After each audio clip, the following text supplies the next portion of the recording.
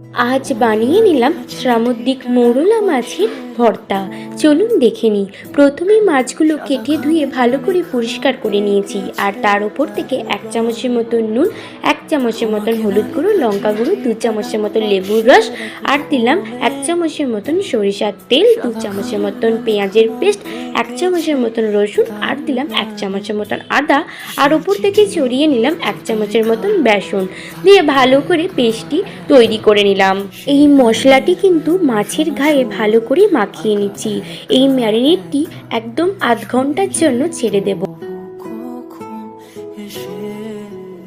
এই ম্যারিনেটটা কিন্তু ফ্রিজিং করলেই ভালো হয়, কিন্তু রুম টেম্পারেচারে রাখলেও কোনো অসুবিধে নেই। এরপর একটি প্লেটে একটু ময়দা আর 1 চামচের মতন কর্নফ্লাওয়ার নিয়ে নিয়েছি, দিয়ে ওর উপরে ম্যারিনেট করা মাছগুলো দিয়ে দিলাম। ভালো করে এপাশ ওপাশ উল্টে কোট করে নিচ্ছি। এখানে কোট করা কমপ্লিট হয়ে গেছে, তাই কড়াইয়ের মধ্যে তেল দিয়ে দিয়েছিলাম। তেলটি গরম হয়ে যাওয়ার পর মাছগুলি এক একটি করে ছেড়ে দেব।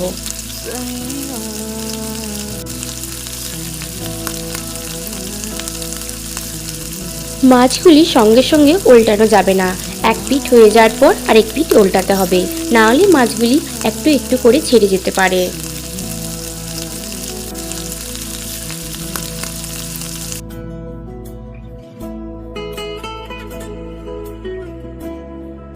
এখানে আমার প্রত্যেকটি মাছ ভাজা কমপ্লিট হয়ে গেছে। এরপর একটি কড়াইয়ের মধ্যে শুকনো খোলায় কয়েকটা শুকনো লঙ্কা ভেজে নিয়েছি। শুকনো লঙ্কাটি হাত দিয়ে ভালোভাবে মেখে নেব।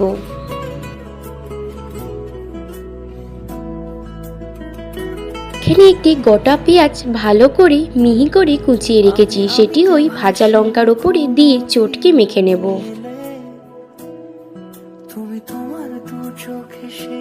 আর ওর ওপর থেকে ছড়িয়ে নিচ্ছি বেশ খানিকটি সর্ষের তেল। সর্ষের তেল না হলে এই যে সামুদ্রিক মৌরলা মাছের একটা গন্ধ থাকে, সেই গন্ধটা কেটে যাবে। এবার এক একটি মৌরলা মাছ নিয়ে ভালো করে পেঁয়াজ আর লঙ্কাটার সাথে মেখে নেব। সাবধানে মাখবেন, হাতে যেন কাঁটা না ফুটে যায়।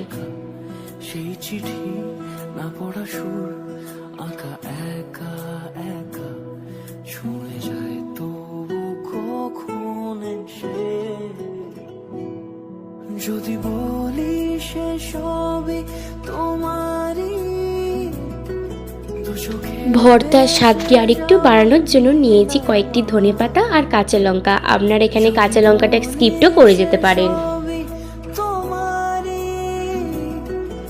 মাছের মধ্যে আমি সমপরিমাণ নুন দিয়েছিলাম বলে আলাদা করে নুন দিলাম না, আপনারা আপনাদের স্বাদের মতন নুন দেবেন।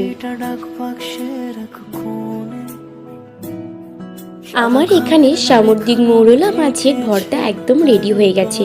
এবার শুধু ভাত দিয়ে মেখে খাওয়ার পালা। যাদের গন্ধ লাগে সামুদ্রিক মৌরলা, এরকম করে খেতেই পারেন।